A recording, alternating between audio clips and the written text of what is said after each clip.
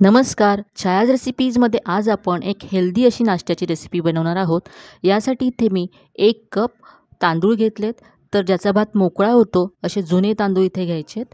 इथे मी रेशनचे तांदूळ घेतलेत. यानंतर यामध्ये 2 चमचे चण्याची डाळ घालायची आहे, 2 चमचे तुरीची डाळ घालायची आहे, यानंतर 2 चमचे चण्याची डाळ घेतली आहे आणि 2 चमचे उडदाची डाळ घ्यायची आहे. याबरोबरच तुमच्या घरी दुसरी कोणती डाळ असेल तीसुद्धा तुम्ही यामध्ये 2 चमचे घालू शकता. तर आता यामध्ये आपल्याला पाणी घालायचं आहे आणि स्वच्छ धुवून घ्यायचं आहे. तर इथे मी पाणी घातलं आहे. तर डाळीमध्ये ज्या पावडर असतील त्या सगळ्या यामुळे निघून जातील. आणि इथे मी तांदूळसुद्धा रेशनचे घेतलेत, तर त्यासाठी हे स्वच्छ मी 2 ते 3 वेळा धुवून घेते. तर इथे पहा, 3दा मी धुवून घेतलं. आता यामध्ये डाळ तांदूळ भिजेल इतकं पाणी घालायचं आहे आणि हे 4 ते 5 तास आपल्याला भिजत ठेवायचं आहे. तुमच्याकडे जर वेळ नसेल तर तुम्ही गरम पाण्यामध्ये 1 तास हे भिजवून ठेवू शकता. तर इथे पहा, मी 4 ते 5 तास भिजवून घेतलं आणि डाळ आणि तांदूळ अगदी सॉफ्ट झालेत. तर आता हे आपल्याला वाटून घ्यायचं आहे. तर हे आता मिक्सरच्या भांड्यामध्ये आपण काढून घेऊया. पाणी याच्यातलं काढून टाकायचं आहे आणि फक्त डाळ तांदूळ मिक्सरच्या भांड्यात काढून घ्यायचं आहे. तर अगदी पौष्टिक अशी ही रेसिपी आहे. सगळ्या डाळी आहेत यामध्ये. तर हे मी आता 2 बॅचेसमध्ये वाटून घेणार आहे आणि वाटण्यापुरतं यामध्ये पाणी घालायचं आहे. हे आपल्याला घट्टच असं पीठ हवं आहे, त्यामुळे जास्त पाणी घालायचं नाही. तर इथे पहा, 2 बॅचेसमध्ये मी ही बारीक असं वाटून घेतलं आहे. अगदी स्मूथ आहे आणि घट्ट आहे. पहा, याची कन्सिस्टन्सी तुम्ही पाहू शकता. हे आता एकदा मी असं व्यवस्थित मिक्स करून घेते. वाटताना हे अगदी स्मूथ असं वाटून घ्यायचं आहे, अगदी बारीक करून घ्यायचं आहे. हाताला पहा, किंचित रवा लागतं आहे, असं हवं आहे आपल्याला. आता हे पीठ आपण झाकून 5 ते 6 तास फर्मेंट करून घेणार आहोत. तुमच्याकडे जर वेळ असेल किंवा तुम्हाला जर सकाळी बनवायचं असेल तर तुम्ही हे रात्रभरसुद्धा फर्मेंट करण्यासाठी ठेवू शकता. तर आता आपण मस्त अशी चटणी बनवूया.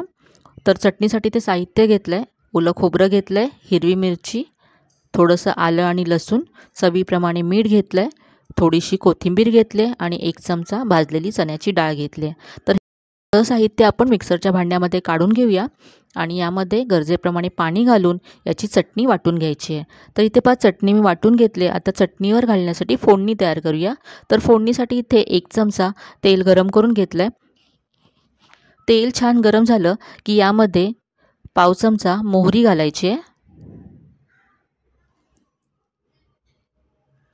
इथे आता मोहरी छान तडतडली की यामध्ये कढीपत्त्याची पानं घालायची आहेत आणि गॅस इथे मी बंद केला आहे. फोडणी तयार आहे. ही फोडणी आता चटणीवरती घालूया. तर ही मस्त अशी आपली चटणी तयार आहे. आता आपण पुढची कृती करूया. तर आता इथे हे पीठ मी रात्रभर फर्मेंट करण्यासाठी ठेवलं होतं. तर सकाळी पहा, हे मस्त असं फर्मेंट झालं आहे आणि आकाराने सुद्धा आता हे जास्त झालं आहे. तर पाहू शकता तुम्ही किती मस्त जाळी आली आहे. तर असं छान हे फर्मेंट करून घ्यायचं. जर तुम्हाला असं फर्मेंट करायचं नसेल किंवा तुम्हाला जर इन्स्टंट अप्पे यापासून बनवायचे असतील तर तुम्ही यामध्ये पाव चमचा बेकिंग सोडा किंवा अर्धा चमचा इनो फ्रूट सॉल्ट घालून फर्मेंट न करता लगेचच याचे अप्पे बनवू शकता. तर आता यामध्ये बारीक चिरलेला कांदा घालायचा आहे. यानंतर बारीक चिरलेला टोमॅटो घातला आहे. याबरोबरच तुम्ही तुमच्या आवडीच्या भाज्या यामध्ये घालू शकता. किसलेला गाजर, बारीक चिरलेली शिमला मिरची, हे सुद्धा तुम्ही यामध्ये घालू शकता. तर आज याची आपण अप्पे बनवणार आहोत. तर या पिठावरती घालण्यासाठी आता आपण एक फोडणी तयार करूया. तर या फोडणीसाठी इथे मी पॅन गरम करत ठेवला आहे गॅसवरती. यामध्ये 1 चमचा तेल घालायचं आहे. तेल गरम झालं की अर्धा चमचा जिरं घालायचं आहे. गॅस मी बंद केला आहे, तेल जास्त तापलं होतं म्हणून.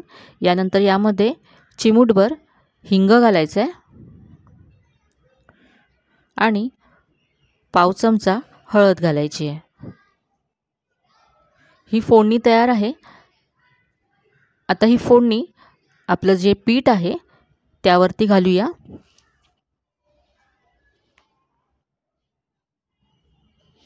फोडणीमुळे अप्पे हे मस्त खमंग होतात.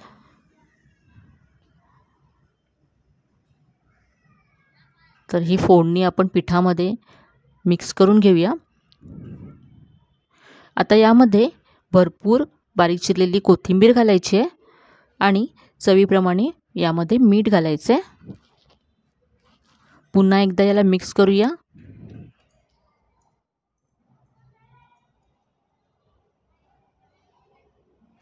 आता हे पीठ आपलं अप्पे बनवण्यासाठी तयार आहे. आणि हे पहा, इतपतच आपल्याला हे घट्ट हवं आहे, यापेक्षा पातळ करायचं नाही आहे. तर इथे आता मी अप्पे पात्र गॅसवरती गरम करत ठेवलं आहे. यामध्ये थोडं थोडं तेल घालायचं आहे, एक एक थेंब.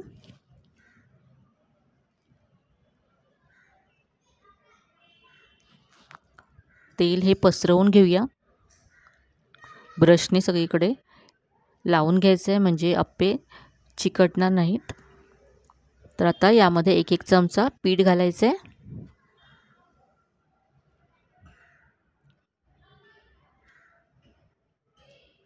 पीठ मस्त फर्मेंट झालं आहे, अगदी हलकं झालं आहे.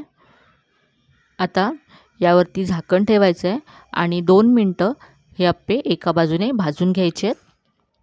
तर पहा, 2 मिनटं झालेत. आपण पाहूया, उलटून घेऊया अप्पे. तर पाहू शकता मस्त ब्राऊन झालेत. तर असे सगळे अप्पे आपण आता उलटून घेऊ आणि आता दुसऱ्या बाजूने सुद्धा भाजून घ्यायचं आहे. थोडंसं तेल सोडूया आणि आता झाकण ठेवून दुसऱ्या बाजूने सुद्धा अप्पे 2 मिनटं भाजून घेऊया.